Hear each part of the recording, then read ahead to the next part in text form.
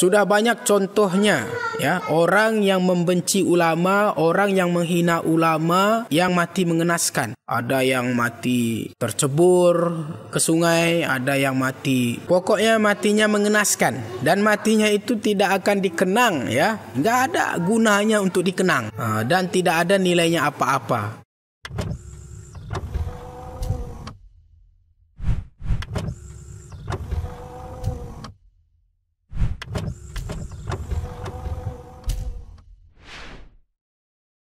Assalamualaikum warahmatullahi wabarakatuh. Bersyukur kepada Allah dengan mengucapkan Alhamdulillahirabbil alamin.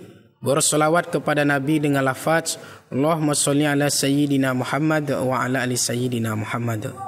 Jumpa lagi bersama saya Al-Fakir Sahdari. Semoga kita semua dalam keadaan sehat walafiat, diberikan keberkahan umur, berkah rezeki, berkah kehidupan dari dunia sampai akhirat, insyaAllah, amin ya rabbal alamin. Pada kesempatan kali ini kita akan sedikit mengomentari ya dari video yang viral, yaitu soal penangkapan dari salah satu artis Nikita Mirzani yang ditangkap di tempat umum dan disaksikan oleh anaknya.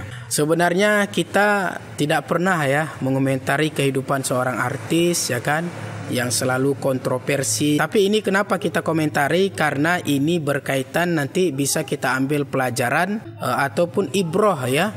Kita ambil dari satu peristiwa ini supaya menjadi pembelajaran untuk kita umat Islam khususnya. Yang saya yakin yang nonton mungkin sudah kenal bagaimana sepak terjangnya dari artis yang satu ini, yang memang sangat luar biasa ya, yaitu ketika Habib Rizik Syihab ketika pulang dari kota suci Mekah ke Indonesia, dulu dia pernah berkomentar menghina yang mengatakan bahwa Habib adalah tukang obat dan tidak perlu disambut dan lain sebagainya. Dan termasuk juga orang ini pernah membaca Al-Quran dengan main-main ya, dengan main-main sambil ketawa dan juga mempermainkan agama yang kita umat Islam merasa geram ya dengan tingkahnya selama ini. Kemudian dulu ada salah satu ulama kita yang sudah menghadap kepada Allah Subhanahu wa taala, yaitu Ustadz Maher At-Twailibi, yang kalau kita kenang kita sedih ya, karena beliau itu meninggal dunia dalam keadaan sakit dan dalam keadaan penjara. Semoga beliau diterima oleh Allah Subhanahu wa taala. Semoga beliau sudah mendapatkan tempat yang sebaik-baiknya di sisi Allah Subhanahu wa taala. Ini juga dulu pernah kontroversi itu dengan si Nikita Mirzani ini.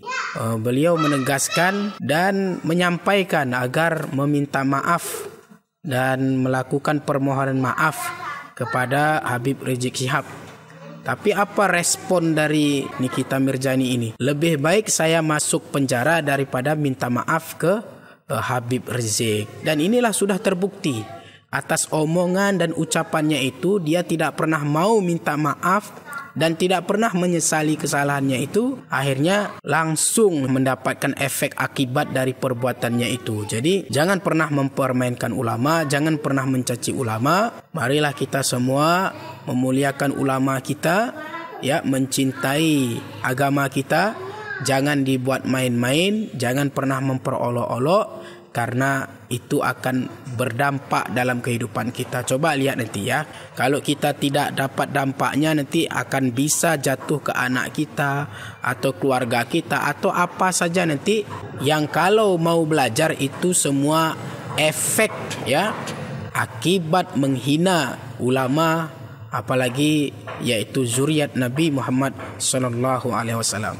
Sudah banyak contohnya ya, orang yang membenci ulama, orang yang menghina ulama yang mati mengenaskan. Ada yang mati tercebur ke sungai, ada yang mati. Pokoknya matinya mengenaskan dan matinya itu tidak akan dikenang ya. Enggak ada gunanya untuk dikenang dan tidak ada nilainya apa-apa. Mungkin pada kesempatan kali ini itu saja.